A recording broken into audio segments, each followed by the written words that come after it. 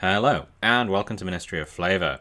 Today we're going to be making ginger cake, and as the title suggests, not just any ginger cake, but gratuitous ginger cake. Why gratuitous? You hear me asking for rhetorical effect. Well, putting aside my Nigella Lawson love of alliteration, sorry, I'll stop there. If you're anything like me, when it comes to ginger, you don't just like a hint of it when you eat it, but you're after more of an intense, fiery whack.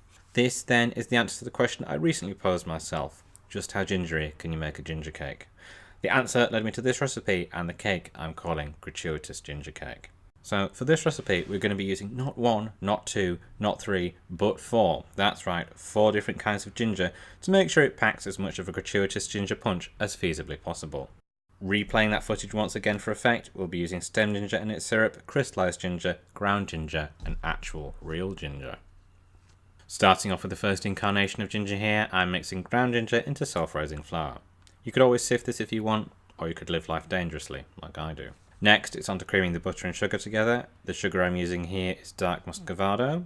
It might not look like it, but just keep going, have faith, and it'll get there eventually. The perennial question, which stirring implement to use, spatula or spoon? Next, I'm slowly drizzling in the golden syrup. Slowly, if only because it's one of the most viscous substances known to man, and then stirring to combine. Mix in the first beaten egg, then panic when you think the mixture is going to split, and stir so intensely that the bowl veers off screen. Add the other egg, stir, and repeat as before. That was intense. Time to centre yourself, and the bowl.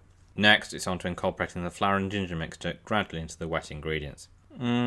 Okay, so this is starting to resemble a cake batter, but so far we only have a bit of ground ginger, more grandmother than gratuitous. Time to dial things up to 11. First off, I'm adding some chopped crystallized ginger. Now for the real deal. Felicity Cloak suggests about half this amount in her online recipe. I'm ramping things up and using a large piece of ginger root. Not like this though. Peel it and finely grate it. Be sure to collect any accumulated ginger juice and add that in also. Same rule as with steak, accumulated juices are a flavour bomb. Don't throw them away, add them in. Next we're adding in some diced stem ginger and stirring the whole mixture to combine. You know the drill for what comes next. Here I've gotten a 2-pound loaf tin which I've greased and lined with greaseproof paper.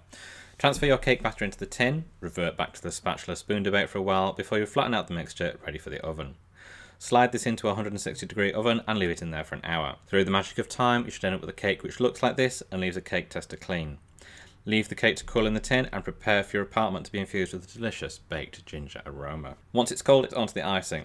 Not just for appearances here, but also something to provide contrast with what is quite a rich cake. For the icing here, I'm using icing sugar and syrup from the stem ginger we used earlier. If it doesn't quite turn into liquid icing, then add a bit of water to get the right consistency. You want it thick, but manageable. And there's a joke in there somewhere, but I can't figure it out. I'm leaving the cake in its tin here whilst the cake gets iced, both to control the icing and avoid edge trickle. Kneading it out on top until you're satisfied. Then take the remaining stem ginger, which I've diced up, and sprinkle it into the icing, including the bits which got stuck in my fingers. Leave it to dry before moving on to the all-important slice shot, and there you have it, the ultimate gratuitous ginger cake. See you next time.